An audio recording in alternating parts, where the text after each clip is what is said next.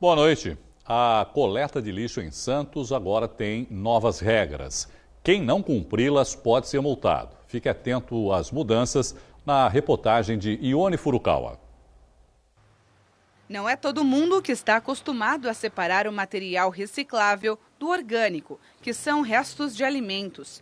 Para facilitar a triagem, há 1 ano a Unisanta colocou lixeiras como essas dentro do campus. No período da manhã, como tem um movimento muito grande no nosso parque de alimentação, da instituição, nós temos um colaborador que ele passa nessas lixeiras já fazendo uma triagem desse material. Aí no período da tarde, que é onde a instituição está um pouco mais tranquila, nós podemos focar nos departamentos. Então esse mesmo colaborador, ele vai passando de departamento em departamento, colhendo material que são recicláveis nesses locais. O caminhão da ONG Sem Fronteira passa na universidade de 2 a 3 vezes por semana, dependendo da demanda. E só em Santos recolhe por dia aproximadamente 2 toneladas de lixo limpo.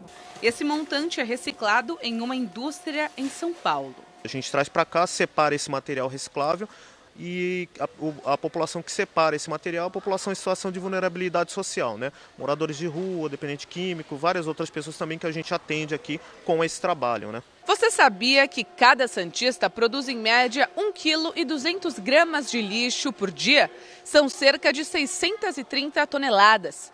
Desse montante, 40% são recicláveis, mas apenas 3% são recolhidos semanalmente como lixo limpo. Ou seja, quase todo o material que poderia ser reciclado é jogado no aterro sanitário, junto com o lixo orgânico. Pois é. Se a população não faz por bem, agora virou obrigação e tem multa para quem não fizer a triagem. A Lei de Coleta Seletiva Solidária Recicla Santos entrou em vigor no último domingo. A penalidade para o cidadão que não colaborar com o meio ambiente varia de 50 a 50 mil reais. Esta lei ela faz parte da Política Nacional de Resíduos Sólidos, que existe desde 2010. É uma lei federal e adaptada à realidade de Santos agora com a lei complementar. A fiscalização ela vai acontecer pela Secretaria de Meio Ambiente, pela fiscalização de postura e pela Guarda Municipal. O caminhão que faz a coleta seletiva pela Prefeitura vai continuar realizando o serviço uma vez por semana. Para saber o dia que ele passa onde você mora, é só acessar o santos.sp.gov.br/reciclasantos. A exceção é para os comércios que produzem mais do que a quantidade regulamentada, de 120 quilos ou 200 litros de lixo por dia, que agora são obrigados a se cadastrar como grande gerador doméstico e se responsabilizar pela destinação do material reciclado. É o caso da Unisanta. Nessa primeira fase aqui de implantação, que está sendo um pouco mais forte, no mês passado, que foi maio, nós conseguimos atingir 1.027 quilos. E isso é bacana. Por quê? Porque essa ONG, depois que ela separa isso, ela é obrigada a nos emitir um certificado. Que esse certificado, agora, em razão da Lei 952, nós teremos que apresentar junto à Secretaria do Meio Ambiente. Então, todo o lixo, nós temos certeza que está sendo destinado e indo para o caminho certo. Com a aplicação da lei, outra alteração para os grandes geradores de lixo é o recolhimento do material orgânico. A Prefeitura também não vai mais retirar esse tipo de lixo de grandes edifícios comerciais, shoppings e hotéis, por exemplo. Aqueles que geram acima de 120 quilos ou 200 litros por dia precisarão apresentar na Secretaria de Meio Ambiente um plano de gerenciamento de resíduos sólidos. Como eles fazem a triagem, a coleta e a destinação final. O que eles têm que fazer agora? Por exemplo, os shoppings. Vai ter que contratar uma empresa? Como é o passo a passo? Nós teremos 60 dias de adaptação à lei, que é um período de cadastramento desses agentes de reciclagem, que são as cooperativas, as empresas que trabalham com reciclagem e os grandes geradores. Então, ligando na Secretaria de Meio Ambiente ou entrando no nosso site, a realização do cadastramento desses agentes. Um dos principais desafios da nova lei vai ser a adaptação dos edifícios residenciais. São aproximadamente 5.000 em Santos. Há 10 anos, reciclar por aqui é um hábito mais que natural. Esses recipientes indicam o que deve ser jogado em cada local. E os moradores fazem direitinho a lição de casa. Conversando com o meu conselho, surgiu a ideia de fazer a reciclagem. trocamos ideias, houve objeção de alguns moradores, infelizmente, na época, né, há 10 anos atrás, era difícil fazer. Mas reciclagem, por que fazer isso? Gente, vamos pensar no meio ambiente, o futuro dos nossos filhos, dos nossos netos, não é mesmo?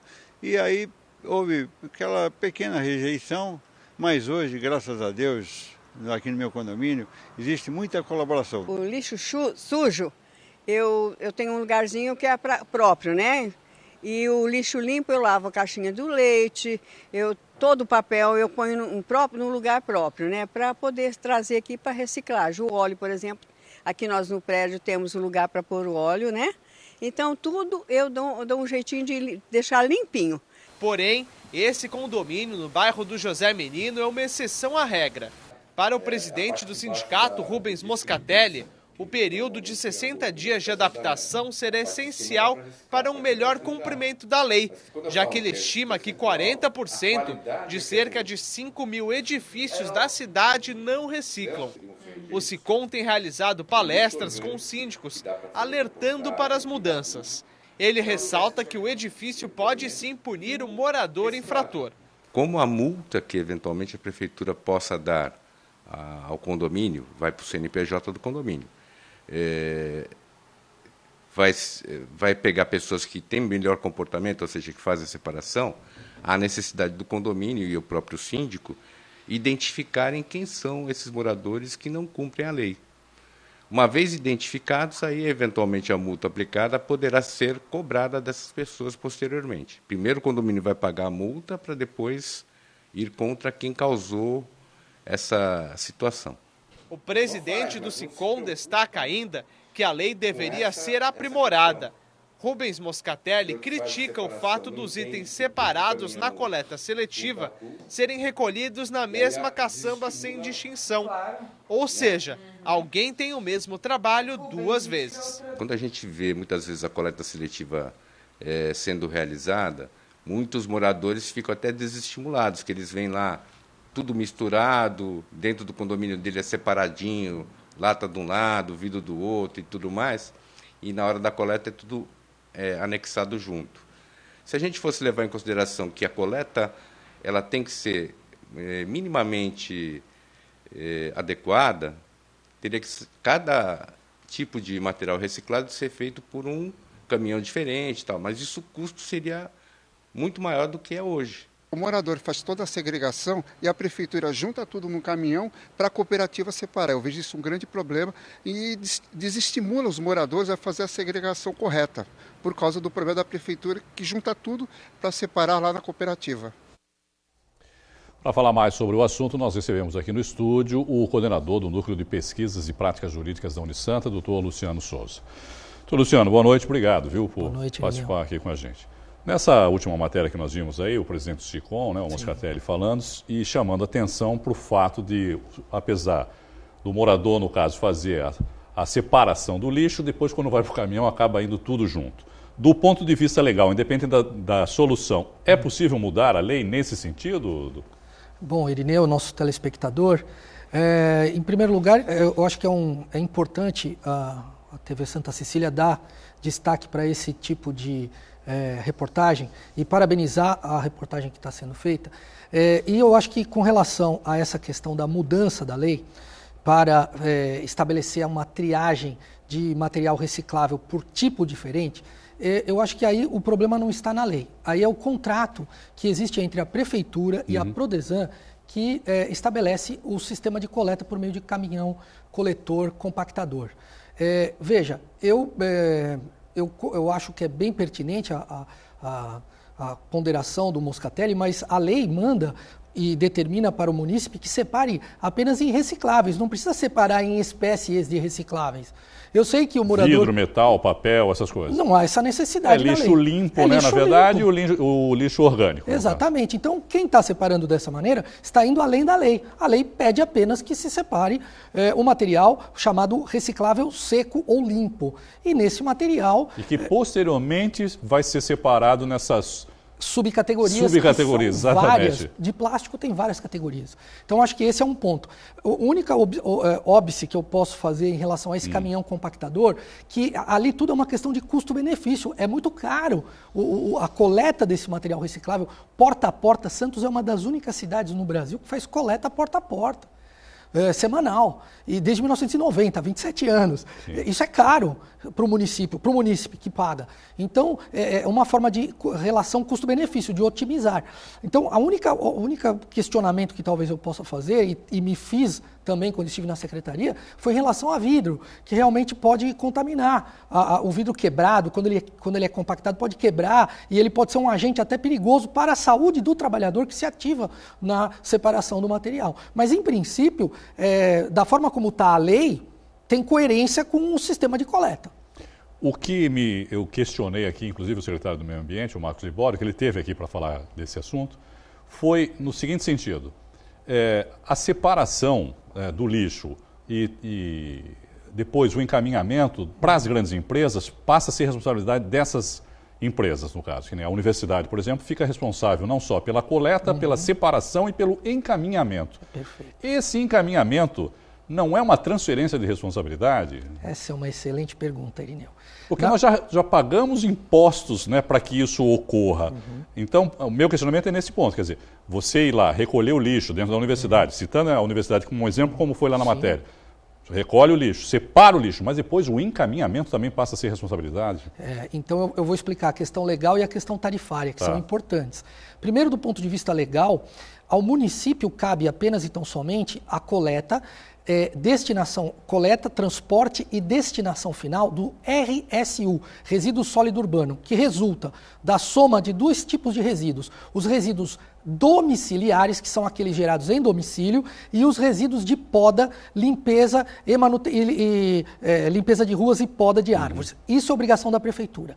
Entretanto, a prefeitura pode equiparar os geradores comerciais a geradores domiciliares para fins de coleta de RSU. Foi o que a prefeitura fez nessa lei 9.952 de 2017. Ela equiparou o gerador comercial e o gerador prestador de serviços como gerador domiciliar até o limite de 120 quilos por dia. Logo, do ponto de vista legal, desde 2010 já é obrigação do gerador, do grande gerador, vamos chamar assim, já é obrigação do grande gerador caracterizar o resíduo, triar o resíduo, armazenar o resíduo, promover o transporte do resíduo e a destinação final adequada do resíduo, cabendo ao poder público fiscalizar esse processo de gerenciamento.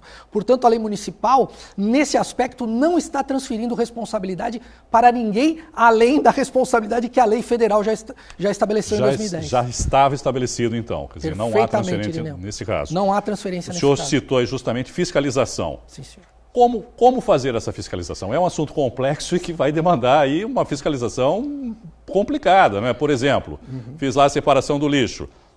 Como é que você vai saber que está separado o lixo, por exemplo? Vai rasgar o saquinho de lixo para olhar, falar, bom, esse aqui é orgânico, esse aqui não é? Essa é uma boa questão, Irineu. E eu diria o seguinte, vai ser muito difícil a prefeitura autuar o gerador se ela fiscalizar nos contentores. A menos que pegue em flagrante. A menos que o fiscal da Secretaria do Meio Ambiente ou o fiscal de posturas ou mesmo o guarda municipal, que segundo o secretário de Meio Ambiente também terá atribuição. A guarda municipal terá a função de fiscalizar. De fiscalizar, porque inclusive já tem, né, tem a lei da Cidade Limpa, que era jogar bituca de cigarro no chão, a guarda municipal já tem competência para fiscalizar e autuar. Então ela vai exercer essa competência também. Nesse caso, de flagrante, eu acho que é fácil, porque você vai autuar o infrator, aquela pessoa que estava, desculpe a linguagem, jogando o lixo fora de modo inadequado. Mas isso aí é no exato momento que a pessoa está saindo da sua casa com o saquinho na mão e colocando lá o saquinho para ser recolhido, porque caso contrário, me parece, ele pode alegar, inclusive, falar, não fui eu que coloquei isso aí. Alguém passou e deixou isso aí, por exemplo. Irineu, tanto isso é verdade que na porta da minha casa tem um contentor e eu já mandei para a ouvidoria do município, eu mandei uma notificação, um comunicado, pedindo para eles se absterem de me autuar. Porque eu tenho o contentor na porta da minha casa, mas não sou eu que coloco naquele contentor, como eu já tirei várias fotografias e mandei para a prefeitura, não sou eu que coloco material reciclável no contentor, porque hoje vai ser punido colocar material reciclável em contentor. Bom, eu moro numa esquina, na minha esquina aparece de tudo lá também, né? Então é complicado, né? Exatamente. A não ser que eu coloque uma câmera lá e fique 24 horas filmando, né, para registrar.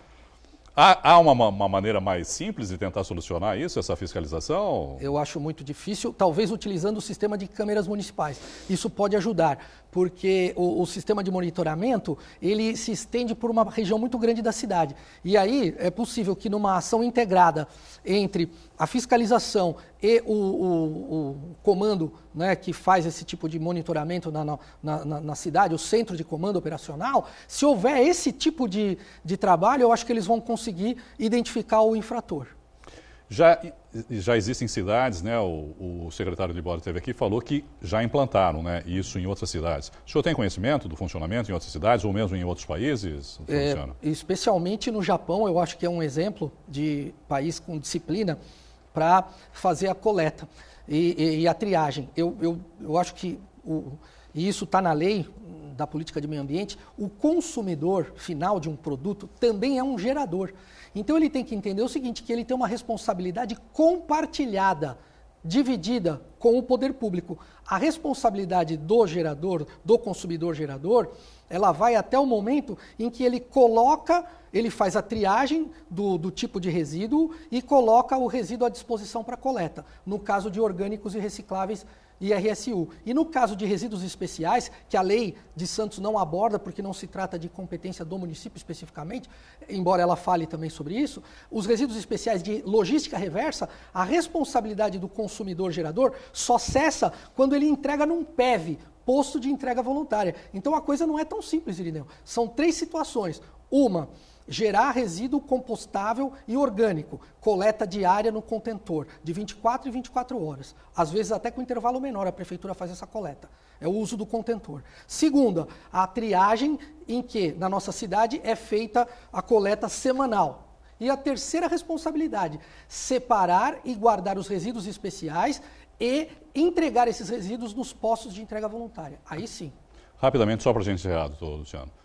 Me parece, por tudo que o senhor falou, muito mais uma questão de orientação, educação e conscientização das pessoas do que fazer valer a lei cobrando multa, por exemplo. Perfeitamente, Irineu. Aí entra o ponto da questão tarifária. Eu acho que uma forma de criar a cultura da reciclagem é premiar quem recicla, ou seja, por exemplo, a emissão de bônus que reduz conta de luz. Isso existe em alguns lugares, tentou-se fazer isso aqui em Santos, com a concessionária que fornece energia elétrica, não foi possível, houve negociações para se tentar implantar isso em Santos, não foi possível, e premiando-se aquele que separa e punindo quem não separa, no seguinte sentido, cobrando mais caro a taxa de quem não separa e tem a obrigação de separar, eu acho que aí a gente cria uma cultura de reciclagem na nossa cidade. Doutor Luciano, obrigado, viu, pelas informações e pelos esclarecimentos que foram importantes. Uma boa noite para o senhor. Obrigado, boa noite. A travessia de balsas entre Santos e Guarujá aumentou 3,59% no final de semana e a população não poupou reclamações. Para atravessar de Guarujá para Santos, o valor das motos subiu de R$ 5,80 para R$ 6,10. O valor foi um pouquinho mais salgado para os carros, 40 centavos de aumento, de R$ 11,50 para R$ 11,90. Pagar faz parte da regra da vida. O problema é o seguinte, é o serviço, a prestação do serviço que deixa muito a desejar. Eu já fiquei 45 minutos na fila, 2 horas da tarde, meio-dia, 1 hora, isso é inviável. Eu acho o serviço um pouco caro pelo que se presta, né, pelo que a gente tem de retorno. E é sem parar, então às vezes você nem sente, né? Você vai ver depois na conta.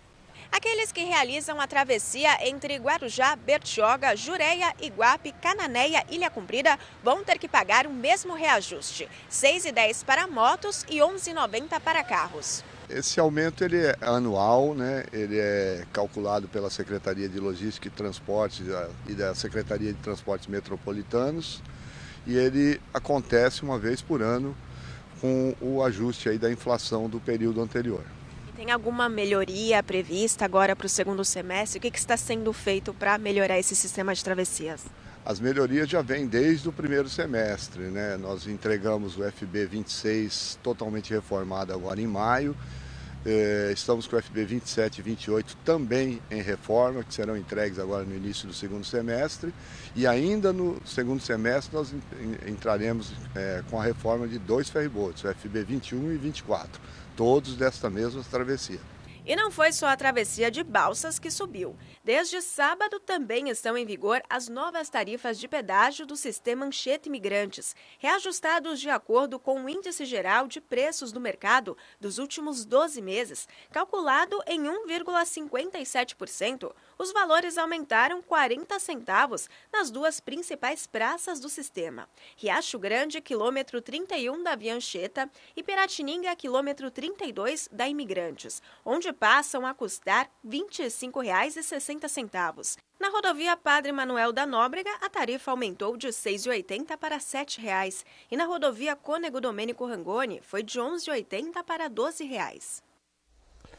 Vamos falar de futebol. A Portuguesa Santista estreia daqui a pouquinho, 8 da noite, na Copa Paulista contra a Portuguesa de Desportos no Canidé, em São Paulo. Os dois times estão no grupo 3 da competição. A chave ainda conta com Água Santa, Juventus, Nacional, Santos B, São Caetano e Taubaté.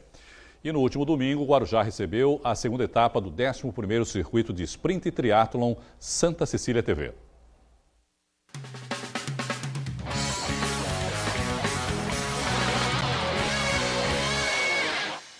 Por conta das más condições do mar, a prova foi transformada em duatlo. O primeiro pelotão a largar foi o masculino profissional, com 2,5 km de corrida. Depois, os atletas passaram para os 20 quilômetros de ciclismo. O guarujaense Nicolas Cruz liderou a etapa desde o início. E na fase final, com mais 5 quilômetros de corrida, o atual campeão do circuito confirmou o favoritismo, chegando em primeiro, com o tempo de 53 minutos e 16 segundos. Está dentro do esperado, né? Treino todos os dias, buscando cada dia melhorar e tenho conseguido esse resultado. Ainda no masculino profissional, a segunda posição ficou com Rodrigo da Cunha, que terminou a prova em 53 minutos e 26 segundos. Fader Miller ficou em terceiro com o tempo de 54 minutos e 24 segundos. Já no feminino, a estreante na prova, Marina Nassar Costa, concluiu a etapa em 1 hora, 5 minutos e 52 segundos. Deu para fazer uma boa prova, mesmo sem a natação. Deu para tirar um gásinho aqui no final na corrida e passar as outras duas que estavam na minha frente. Já a Lua Silva ficou com o tempo de 1 hora, 6 minutos e 21 segundos. A terceira posição foi para Natália Noia Agundo, com 1 hora, 7 minutos e 47 segundos. Além do profissional, os atletas puderam competir nas categorias revezamento, mountain bike, militar e elite, já que a prova serviu também como classificatória para a Copa Brasil de Sprint Triatlo. Esta foi a segunda etapa de 5 que compõem o circuito, iniciado em abril e com previsão para terminar em novembro. Hoje a etapa principal do estado de São Paulo é essa aqui que aconteceu aqui no Guarujá. É a seletiva para a Copa Brasil, a etapa do Sprint Triatlo Santa Cecília TV e a vaga para o Paulista. O evento contou ainda com a presença do prefeito de Guarujá, Walter Suman, e marcou o fim das comemorações de 83 anos da cidade. Guarujá tem lindas praias e todo circuito esportivo que possa ser praticado aqui, seja ele no ar, seja ele na água, seja ele em terra, sempre vai ser um circuito de charme, um circuito glamouroso.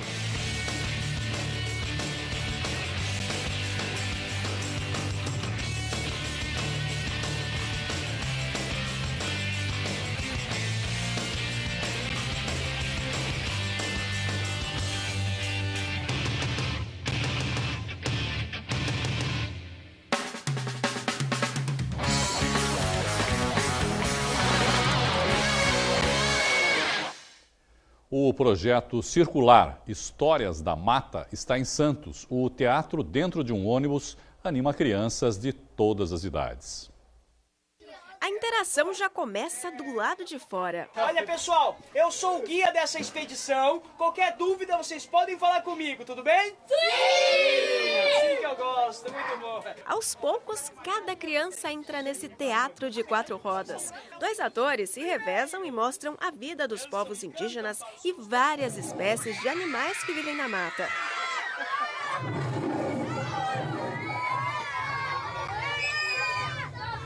A ideia da gente é apresentar a mata, os povos que vivem na mata, os bichos, né, essa variedade que a mata tem. Cada apresentação dura 45 minutos. Circular Histórias da Mata tem o apoio do governo do estado. O projeto é do Grupo Teatro Aberto, que existe há 8 anos. A gente pode levar para diversos lugares, mais distantes, as periferias, os espaços descentralizados. Então, para poder levar o teatro para qualquer lugar, porque a gente acha que a arte tem que ir para todos os cantos. O ônibus está em frente ao Instituto Arte no Dique, na Rua Brigadeiro Faria Lima, número 1349, em Santos. Amanhã, as sessões são às 10 e 11 da manhã. No fim de semana, o espetáculo percorre outros bairros da cidade. No sábado, lá na Fonte do Sapo, a partir das 14 horas, 14, 15, 16 e 17, bem ali na frente da Fonte do Sapo, bem na rua. Os ingressos são gratuitos e podem ser retirados com 30 minutos de antecedência. No domingo, lá na Rua de Lazer, que fica na praia, na Rua da Praia, na Bartolomeu de Gusmão, na altura ali do Gonzaga, da Ana Costa, sessões a partir das 10 horas, às 10, 11, 12 e 13. Também ingressos gratuitos com 30 minutos de antecedência, pode retirar com a gente. O espetáculo retorna em agosto e vai percorrer as cidades de São Vicente, Praia Grande e Cananéia. Achei máximo, eles interagiram com a mata, é um lugar que a gente pode rir, brincar, falar o que a gente sabe. Foi muito legal e divertido também. Por que você achou legal? Por causa que tinha muitas aventuras lá dentro. Vamos subir o rio, no meio da mata, histórias de bicho de gente, em frente ao Ótimo, muito bem. Olha, vamos parar o barco por aqui, pois agora vamos conhecer alguns moradores que vivem na mata. A edição de hoje fica por aqui. Você pode rever todas as reportagens no nosso canal do YouTube. Basta acessar youtube.com/santaportal. Eu volto amanhã. Espero por você. Tchau.